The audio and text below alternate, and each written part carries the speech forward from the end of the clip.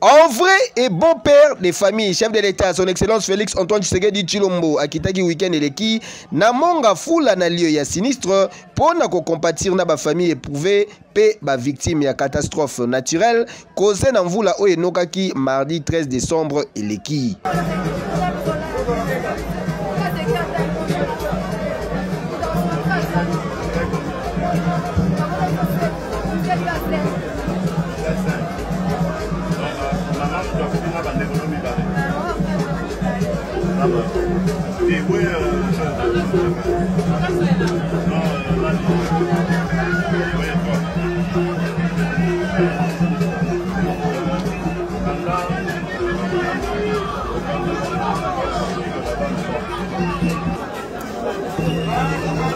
Na même occasion, Fumu Yamboka, son excellence Félix Antoine Tshisekedi Tshilombo, a échangé avec na chef coutumier, il y a secteur Oyo sur situation, il y a Mabélé na bango, pe comment il faut que Luka ba solution.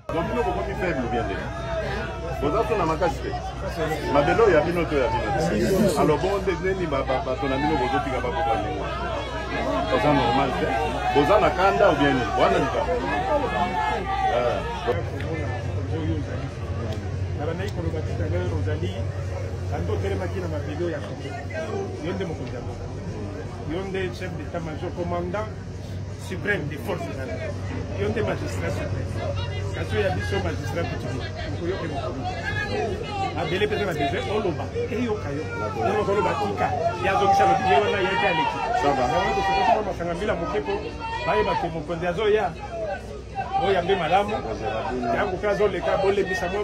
Concernant la érosion, la population, chef de l'État, azalaki na ba mot juste.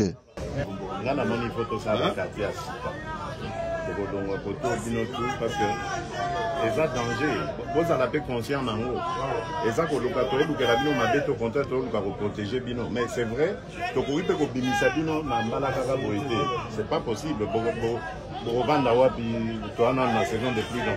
Il faut tout ça, tout on va quartier rapide, attendre préfabriquer la famille est qui est là. Pour te sauver bino parce que ça ne va pas. Moyen vous tranquille les attentes.